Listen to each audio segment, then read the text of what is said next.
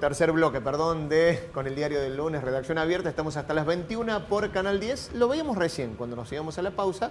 El tema que llevábamos en tapa en perfil el fin de semana. Y tiene que ver con el archivo de la causa Time. ¿Qué quiere decir esto, María Esther? Bueno, es un anticipo de algo que ocurrió hace casi un año.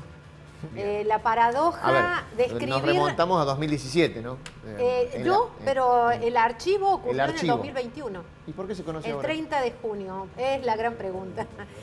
Un tema de tanta interés e impacto en la sociedad de Córdoba, como fue un aluvión que ocurrió el 28 de marzo del 2017 y arrastró un terraplén, hizo caer un terraplén de la planta de residuos peligrosos de Taim y fue arrastrando todo lo que encontró a su paso, tumbó una pared de contención y terminó todo esto contaminando la tierra. Esto lo dijeron las pericias, e incluso el agua del canal Los Molinos, de donde tomaba Aguas Cordobesas o toma Aguas Cordobesas para distribuir el servicio a un cuarto de la ciudad. Es decir, se hizo una investigación que se dividió en dos. Una parte fue el Foro Anticorrupción, otra en la Fiscalía de Altagracia. En la Fiscalía de Altagracia la causa terminó con el sobreseimiento de dos técnicos de Taim por el paso del tiempo, porque se hizo una pericia tremenda, multidisciplinaria, que dijo hubo contaminación, pero el delito por el cual estaban acusados prescribió por ese delito. Y después, en anticorrupción, que es lo que nos enteramos ahora, hace prácticamente un año el fiscal Franco Mondino requirió el archivo porque dijo no hubo ilicitud en la conducta de los funcionarios, que sí controlaron, que sí autorizaron, controlaron, relevaron irregularidades, hicieron apercibimientos. Y la tormenta extraordinaria causó una situación prácticamente inevitable. Esos son los argumentos. Bien, con esa presentación lo vamos a saludar a Juan Smith, que es abogado querellante en la causa Taim. ¿Cómo le va? Buenas noches. Hola, ¿qué tal? Mucho gusto, gracias. ¿Cómo analiza esto, Smith? Nosotros estamos muy sorprendidos con este fallo, tanto de la Cámara de Acusación como del fiscal Mondino, porque estas dos actuaciones del Poder Judicial de la provincia de Córdoba se dan en la peor situación medioambiental de la historia de la provincia de Córdoba.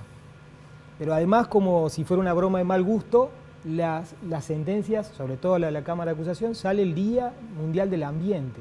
Es decir, en la contaminación más importante de la historia de la provincia de Córdoba, el Poder Judicial de Córdoba, un sector del Poder Judicial, hace un fallo que la verdad nosotros entendemos está desconectado de la realidad, porque la pericia fue, como decía María Esther, la pericia fue muy profunda, fue una pericia interdisciplinaria que estableció claramente que se contaminó no solo cielo, agua y tierra, sino que el colapsado de la planta llegó al dique Los Molinos, al canal Los Molinos, Córdoba, que después es la que abastece agua al 26% de la población de la ciudad de Córdoba, ¿no? Entonces, nos llamó mucho la atención, muchos vecinos quedaron choqueados, porque no esperábamos esa sentencia, sobre todo porque uno tiene que relevar que cuando el Poder Judicial va a decir que ha pasado el tiempo y por lo tanto no se va a poder seguir investigando, la sensación de impunidad que le queda a las personas que han sufrido estos embates y que han sufrido estos daños ambientales es muy, muy grande, ¿no?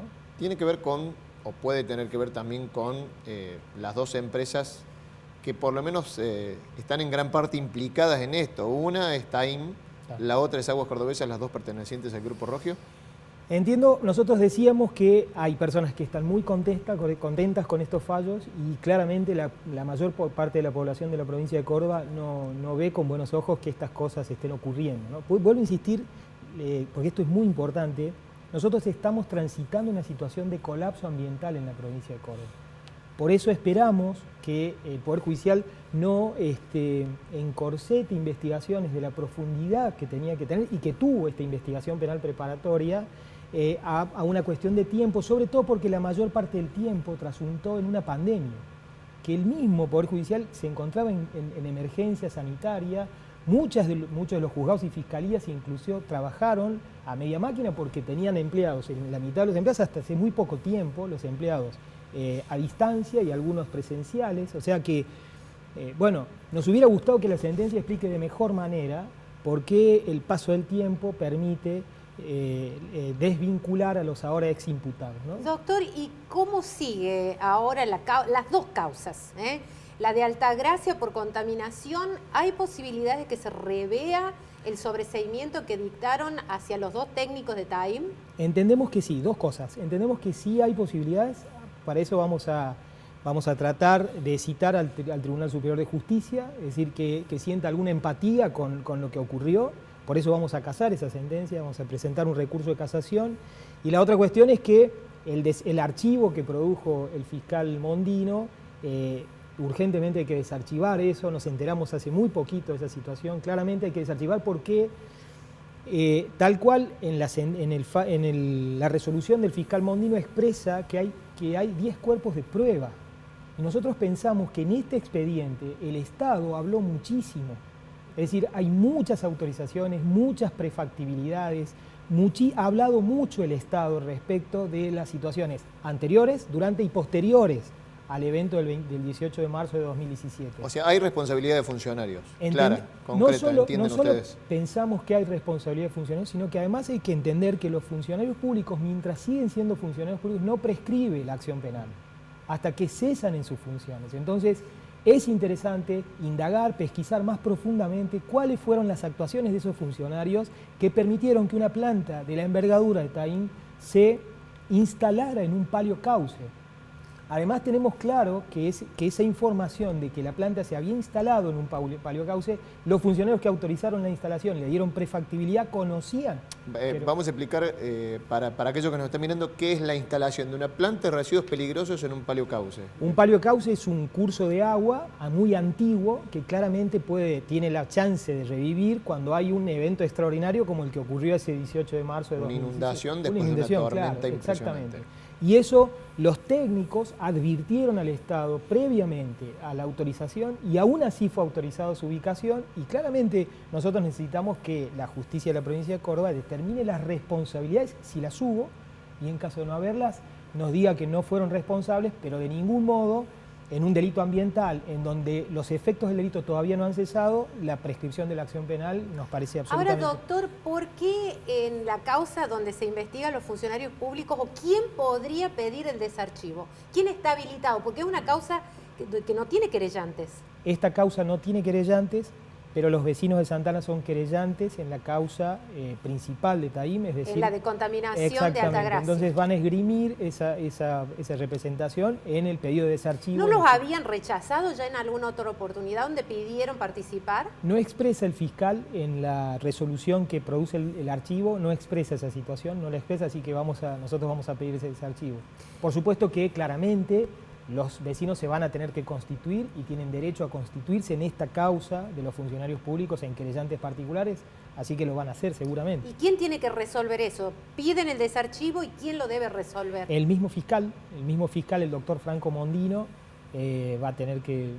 el pedido se hace en la misma fiscalía, claramente, ¿no? Sí, hay que hacerlo en la misma fiscalía, eso es lo que vamos a hacer en los próximos días seguramente. ¿Y tienen expectativas de que sea posible reabrir esa investigación y que puedan ver lo que hay ahí? Por supuesto que tenemos expectativas y nosotros pensamos que el Poder Judicial, en este caso el Tribunal Superior de Justicia y en su caso el fiscal Mondino, deben revisar estas cuestiones. Porque vuelvo a insistir, la sensación de impunidad que eso genera en una provincia que está en una situación de colapso ambiental, tal es así que el propio líder del sector político que gobierna circunstancialmente la provincia ha reconocido que tiene que traer agua del Paraná, de una de las cuencas más contaminadas del mundo, que tiene una bajante histórica y que va a padecer en el segundo semestre de este año la peor bajante de su historia. Ese reconocimiento público hace que tengamos en estas causas de particular sensibilidad, prestarle mucha atención. Creo que es, por eso yo les decía al principio, estamos sorprendidos con esta sentencia porque nos parece que no consulta la realidad de la provincia de Córdoba y los jueces, nuestros funcionarios y magistrados deben prestarle mucha atención a eso, porque si no las poblaciones empiezan a desconfiar y eso es lo que casualmente, por eso a tu pregunta, María Esther, confiamos absolutamente que esto se va a revertir y que vamos a poder llevar a los responsables a un juicio oral, que es donde debió indagarse la absolución o no de quienes fueron responsables o no de estas acciones que ocurrieron ese fatídico. Cuando dicen los responsables, son los responsables de la empresa Time. ¿Y cuáles son los funcionarios implicados en esto? La investigación penal preparatoria que archiva el fiscal Mondino investigaba solamente al ex secretario de Ambiente, Javier Urich, y al actual director de Policía Ambiental, Rinaudo. Investigaba solo a ellos dos, pero a ningún funcionario de la cadena de funcionarios que tienen firmas dentro de ese expediente no se investigó a ninguno. En el caso de Javier Urich renunció a la Secretaría de Ambiente. Él es uno de los funcionarios que renunció y vuelvo a reiterar, cuando un funcionario sigue siendo funcionario, la acción penal contra él no prescribe. En este caso con Javier Urich eso es una cosa que va a estar en el tintero seguramente. Y en el caso de Rinaudo es un funcionario que llegó, diría, el mismo día a los acontecimientos, o sea, ¿qué responsabilidad podía tener? Está claro que no se indagó, no se pesquisó profundamente en esos 10 cuerpos de expediente quiénes son las firmas que se venían dando para que esa planta absolutamente inadecuada, en un lugar absolutamente inadecuado, contaminara de la forma que contaminó y pudiera poner en riesgo la salud de las personas de la ciudad del capital, ¿no? Sí, para tomar dimensión de este grave hecho, el propio gobernador en su momento suspendió sus vacaciones, volvió a Córdoba y dijo una frase célebre que quedó: estuvimos a un tris de la desgracia, de un desastre ambiental. ¿No? Hizo hincapié en un almuerzo de la Fundación Mediterránea. O sea, realmente reconociendo que el hecho fue gravísimo. Totalmente. Por eso nos sorprende aún más esta decisión. Algunos vecinos hablaban de choqueados realmente porque no esperábamos esta resolución de ningún modo, como no esperamos una resolución que no cambie y no modifique los acontecimientos del Tribunal Superior de Justicia. Yo creo que eso va a ocurrir. Volviendo al punto de Taim, en la resolución del doctor Mondino hay una parte que cita a un perito y dice, bueno, fue una lluvia torrencial extraordinaria, posiblemente no se pudo evitar. Pero la planta está en un lugar donde no debería estar. Exacto. ¿Es posible para la provincia, con una planta instalada desde años, trabajando y demás, por ejemplo, prever una relocalización, digo, para un futuro? No creo que eso pueda, una relocalización lo veo difícil, porque con cómo están las poblaciones, yo veo muy difícil que alguna población admita en su ejido municipal una cosa de estas naturalezas. Hay que recordar que Córdoba es una de las pocas provincias del país que admite el tránsito y disposición final de residuos tóxicos. Somos muy poquitos, estamos en un ranking horroroso en ese sentido. Por un lado, nosotros tenemos una ley de prohibición de minería, de mega minería metalífera a cielo abierto, pero por otro lado, todo lo que implica la mega minería metalífera a cielo abierto, los residuos de esa minería vienen a podemos Córdoba, recibirlos. Y Taim es paradigmático en ese aspecto, ¿no?